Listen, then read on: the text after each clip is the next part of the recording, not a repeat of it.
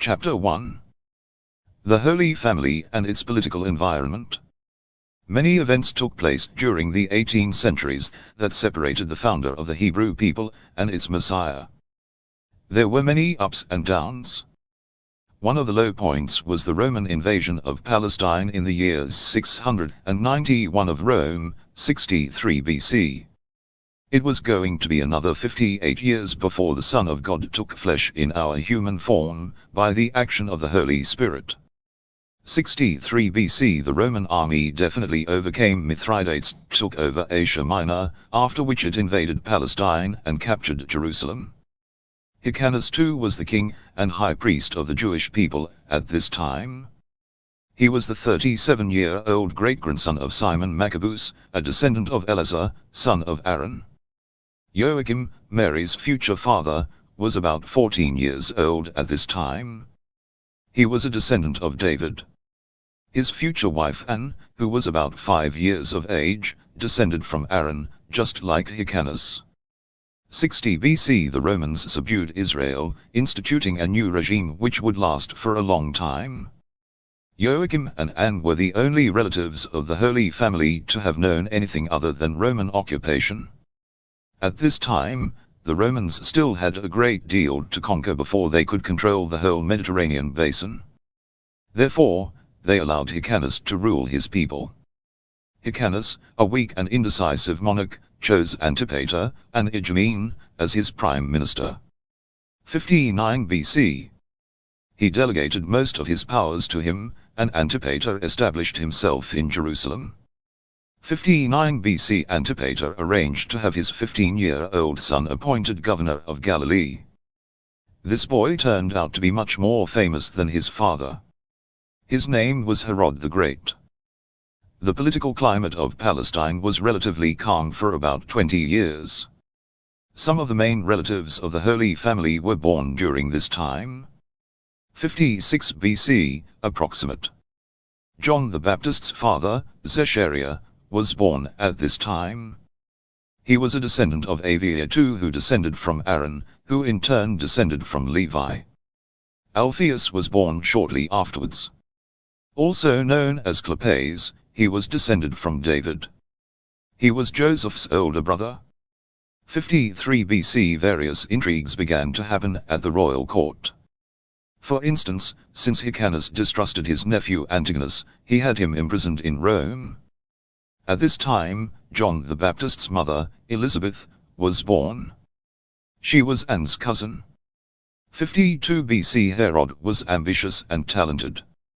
At the age of 22, he managed to become a friend of Antony, who was, at the time, a general under Julius Caesar. 51 BC Herod was a regular at Rome. He maintained a relationship with Cicero, the Roman orator, writer, and statesman, 106 to 43 BC. A few years went by. 42 BC Antigonus escaped. 41 BC Antigonus inspired and supported a Parthian attack against his uncle Hyrcanus' kingdom. Meanwhile Phasael, Herod's older brother, was imprisoned. 40 BC Herod failed to obtain the help of Egypt to combat Antigonus. Herod then left for Rome to ask his friend Antony for help.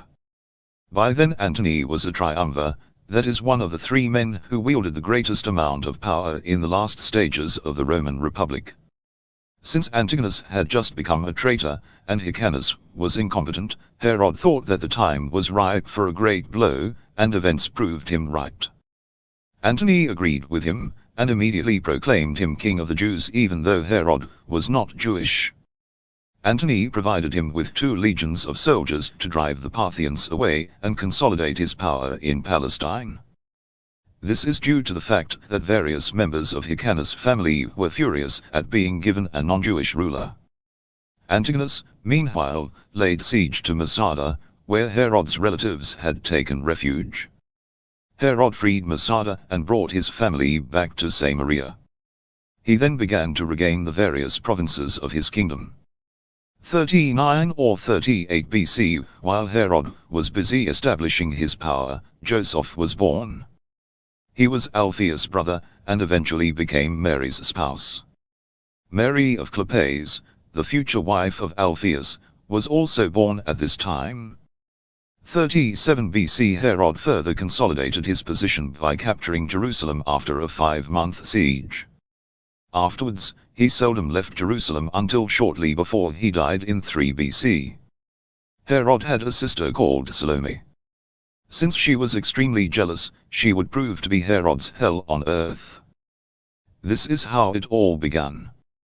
30 BC Salome knew that Herod was paranoid about plots against him, so she planted thoughts of mistrust against his own wife Mariam. She convinced him that Mariam was planning to poison him. He was so overwhelmed by his paranoia that he condemned her to be stoned.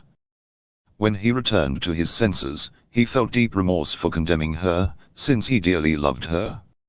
In order to overcome his grief, he began to perform huge public works. 22 BC For this reason he founded Caesarea, a seaport town built from scratch. By then Herod's power was firmly established over the Jewish kingdom of Palestine. He had finally struck a modus vivendi with the temple. Jewish order was indeed based on strict respect for the law, and this perfectly suited Herod. Thus he did not have to worry about public affairs too much. He needed this desperately, since his private life was, as we have seen, far from peaceful. Now Joachim and Anne went up to the temple in Jerusalem for the Feast of Tabernacles, which took place from the 24th of September to October the 2nd that year. Since they were still childless after many years of marriage, they decided to imitate a number of sterile patriarch couples. They asked the Lord for a child, even though Anne was already 46 years old. They vowed to consecrate this child to the Lord if he heard their prayer. The Holy Spirit miraculously overcame Joachim and Anne's sterility. Their child was to be Mary. Furthermore, Mary was immaculately conceived. That is, she was free of any trace of hereditary original sin. 21 BC The 10th of September, Wednesday. Mary was born 9 months after the Feast of Lights. She was born late in the evening, after an unforgettable summer storm. Then the full moon shone brightly and a beautiful star appeared. 21 BC Late November. Mary's parents went to the temple for Anne's purification. This was 80 days after Mary's birth. At the same time, they consecrated Mary to the Lord to fulfill their vow. This vow required them, according to the law, to bring Mary to the temple when she turned 3 years old.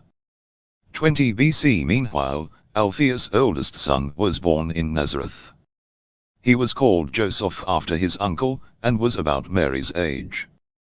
18 BC When the time came, Joachim and Anne fulfilled their vow, even though it rent their hearts. They entrusted Mary to the high priest, so that she would be brought up in the temple. They never saw their daughter again. A few years later, they died in God's peace. Thus Mary joined the group of young virgins consecrated to the Lord. Meanwhile, Herod was still busy with all his construction projects in order to forget his gloomy, painful memories. He had begun rebuilding the temple 2 years earlier, that is, in 20 BC. This meant that Mary would be brought up, with her peers, in the vicinity of a gigantic construction site consecrated to God.